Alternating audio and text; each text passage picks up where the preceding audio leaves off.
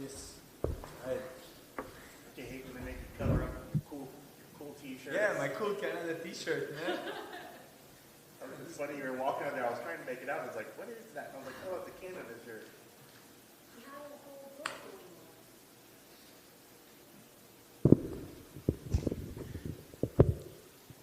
All right, Charles, well, we're back again. It's fight week. What are your emotions, your excitement level? What does it feel like coming in this week? I just put my feet into the octagon, and it's always feel surreal because like when you spar and everything, you spar with equipment, you spar with friends, training partners, and now I'm going to have someone who will try to kill me in an octagon for 15 minutes. So yeah, there's something pure about being here that I know when I'm going to behold, I'll remember and cherish. So I need to cherish it now as well.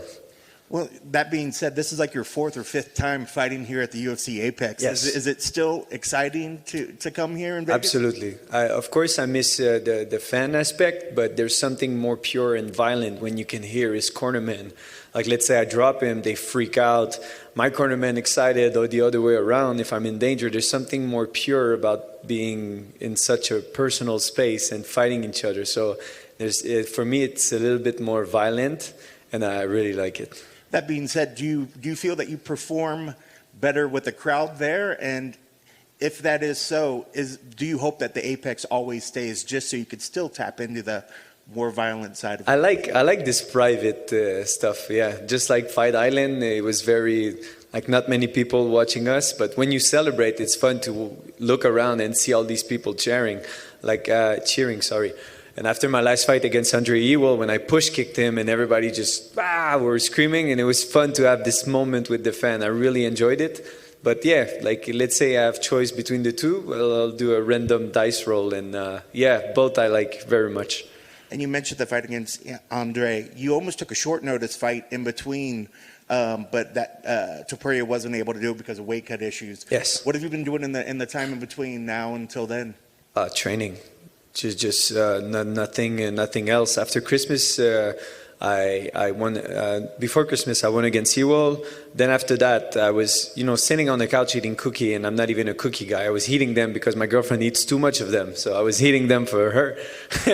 And you're doing her a favor. Yeah, exactly. Yeah, I'm a nice guy, So I was eating cookies, and I saw Evloev's out on Twitter, and I was talking with my manager on the phone.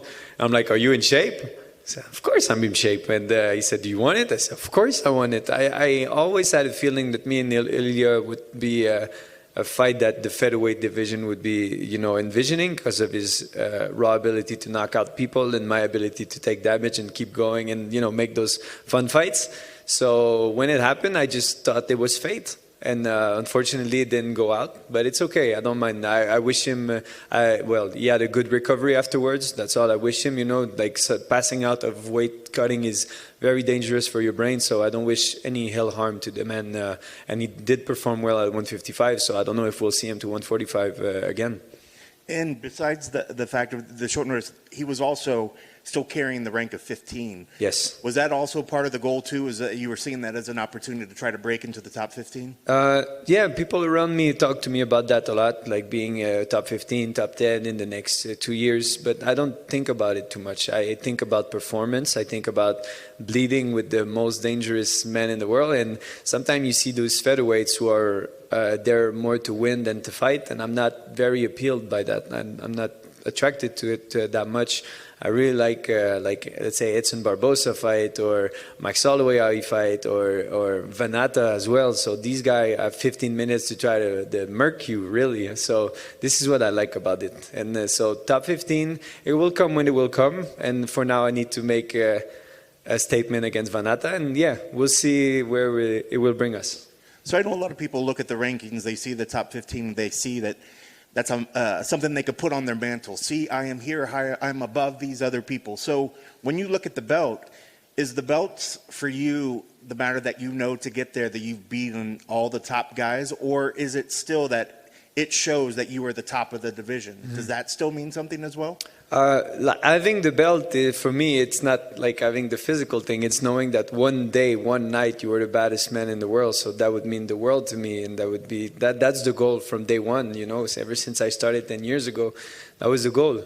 But losing to Erosa made me realize, I lost a little bit sight of the bigger picture. And I'm happier because I take small steps instead of just pushing my mind to, I need to be world champion, I need to, I'm not putting any pressure on my back. I need to fight Vanata, I need to destroy him, and then we'll see where it goes. So one step at a time made me a more happier man. I've been fighting for 10 years, and I've never been that happy. I thought I was only happy when I won. So this was a little bit of a curse because you win every 3 months or sometimes you lose, this and that. So I needed to take one step at a time and make sure that every single step of this journey is worth it. Because if you're only there for the end of the journey, I think you're going to be a sad man. So that's my take on it. So what was your thoughts when they gave you Vanata? Is this a guy that was on your radar that you were looking to fight at some point? I didn't even know he was a featherweight. So when I saw he was a featherweight, I'm like, oh, is he going to have weight cut issues? And they were like, no. Yeah, he fought Mike Grundy a couple months ago. Yeah. So no, he looks good at featherweight. And I saw one thing. He said that weight cutting changed his life, saved his career, or something like that. I think he's supposed to be a featherweight. I don't think it was a very big 155er. I think it's a very good change. He's going to be explosive, fast. What I saw in his fight is he takes a lot of damage and inflicted as well. So when I saw that, I'm like, you're kidding me. I'm fighting a guy who bled with Tony Ferguson. So yeah, for me, it's a good name, good scrap. So it's good for him. It's good for me. There's a lot of momentum behind this fight. People call it their main event. Not everyone, but a lot of people say that's going to be the scrap of the night. I think I agree with that. Does that excite you when people are putting that, not pressure, but people are putting that anticipation on your fight? Is that the kind of thing that motivates you? I'm happy because I want to be remembered as a warrior, someone who really got in there with the guys and tried to bleed and then put on the war and phenomenal performances. It's a spectacle at the end of the day that we're doing. So I want to be remembered as this young Canadian warrior who never said no, stepped in for this guy, did this, did that, did push kicks, did heel kicks, I want to be remembered as this. So this is a very good fight to prove that. And I know you said, you mentioned some of the past experience that he's had, Tony Ferguson, Tricard Close, Yancy Medeiros. What sort of skill sets do you think that you bring that is going to be maybe something different than he hasn't seen? I think he's underestimating me a lot, and it's okay, I don't mind. And I think the youth will be something that I can use to my advantage in terms, because I'm young, I'm fast. I didn't take a lot of damage in my fight except with Choi. Choi dropped me. Choi was hitting like a bad man, I remember. And no, I bring just this youth, this power. I'm not gonna stop until the bell ring. So, yeah, I think just my youth, just my energy, my vibe, my warrior mentality, and I think that's gonna give me that win. So what's the goal here for this one? Is it just go out there and get that win and hopefully propel yourself towards that top 15, or do you really want to go out there and put a stamp on this performance and really sort of show the division that you are one of the better fighters? I want to bleed, and I want to do a spectacular performance. I want him to bleed. I want to bleed. I want to get out of there and know that I gave everything. And this is my one and only goal. Victory is the most important thing. Yeah, but I'm not going to try to hold him to the ground and wait until some judges give me the victory. No, I'm going to be on his back. I'm going to be, any position, I'm going to try to hit him and just make him hurt until I finish him, until he quit. He said that Ewell and Rojo quit because they had no more cardio, but it was all the damage that they got from second round, first round, second round, third round that was there, and they didn't quit because of a lack of cardio. They quit because their body and soul were like, we don't want this anymore. So this is what I want to do to him. In most of my fights, I got a couple knockouts, cold, but more of my KOs are TKOs. The guy just don't want it anymore. They got bruised leg, the arm exploded, the face swollen, this and that. I take part of their soul in there. So this is what I'm going to do to Vanata. And I know that you said the goal is just to get the win, but, not looking ahead of them, particularly for just any particular person, but what sort of goals are you setting for yourself for 2022? Fighting the best strikers in the division. That would be, I'm not looking over Vanata, but let's say a good victory. I would love to. I know they talk about going to Toronto or France. Those are two places I would like to perform. And I know that Edson Barbosa, I think, is now number 15. It's not about the ranking again, but I know that I'm not going to try to take him down and hold him to the ground. So that would be a fight I would be interested. You know, those great strikers and Yair Rodriguez, all these guys. I want to fight those badass guys. This is my top goals. Yeah, fight these guys and then make a name for myself and then get closer to the belt eventually, one step at a time.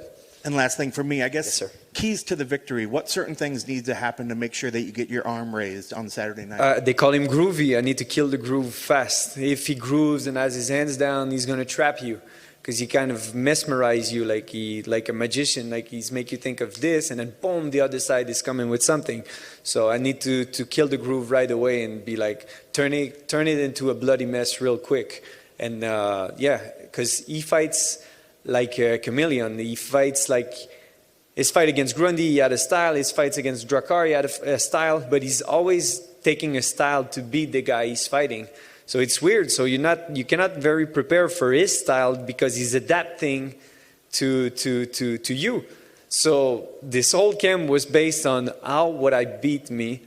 So probably a lot of grappling exchange. But I did a lot of improvement in my grappling in the past few years. He's going to try to use linear attacks because I use a shell guard, and shell guard is good to cover the side of your head and temple and chin, but for the front, it's very dangerous. So so this camp was all based on how would I beat myself, how would he try to beat me, and how did I come over that. So yeah, it was a very interesting camp and one of the most interesting study of a fighter I've ever did. We ever did, sorry. You know, but you say the whole part of the training camp was to beat yourself. Who do you bring in to imitate yourself? Just better warrior, bigger guys with strong grappling. I've been sparring with a guy from Ottawa. He's 4-0. His name is Alex. I think he weighed like 190, and he's a very good grappler. So yeah, I had very good wars with the guy, and we got a small octagon that resembled the one in Apex at BTT. So yeah, it was just all-out wars with this giant guy. So I think Vanata is going to have more speed, but of course less power and less grappling ability because of the weight difference. So yeah, it's very interesting. Best of luck on Saturday. Thank you very much. Yes, sir. Try again. Oui. I know you said you've been busy training, but has it been frustrating at all having a fight booked earlier this year, scheduled in January, but it's already April? Has it been, how's it been? I cannot bring emotion into it because I came in and I did my part. I cannot be frustrated about something I cannot control, and unfortunately that was something I cannot control. So yeah, came in, UFC were very nice with me afterwards. I've been compensating, yeah, very happy. You had a perfect finishing rate prior to your last bout, so did you learn anything new about yourself as a fighter winning by decision? Or was it business as normal? I think he was defeated, man. I know it was a decision, but when I kicked him to the ground in his face, like it was a matter of second before I put the stamp on the guy. But no, he was very tough, and I know I can win a decision now because all of my wins, were by finishes, and now I got the decision win. So it's cool. It's cool, but I had a defeated man in front of me. I don't want to sound cocky or anything, but Ewell didn't want it. When we entered round 3, I just turned beast mode, and it's just the damage to the legs, the forearms, and everything got to him in his head. So every time he was doing something, he was getting hit. So he didn't want to be there. I can recognize a man who wants to be there and still want to go, and he didn't want to. Yeah. You said you want to be seen as a warrior, and what kind of fight are you anticipating here? Is it a war you're going to bring? Because, you said you want to make him quit. Are you determined to get back into that finishing? Yes. Yeah. Yeah, no, I'm going to try to hurt him as much as I can. And when people are hurt, that's where they make bad decisions. They make a bad shoot from far away, or they do a little bit stupid things. So yeah, I need to push him to make those stupid mistakes, which I know he's been fighting la creme de la creme to some degree because he's been fighting in UFC, but he doesn't have a long career. Like, let's say someone like Erosa, I try to do that with him, but the guy had 35 fights. So he saw, I tried to fight an experienced battle against a guy who has almost 3 times my fight, so that was dumb. But with Vanata, we have the same amount of fight. I think he has 1 more than me.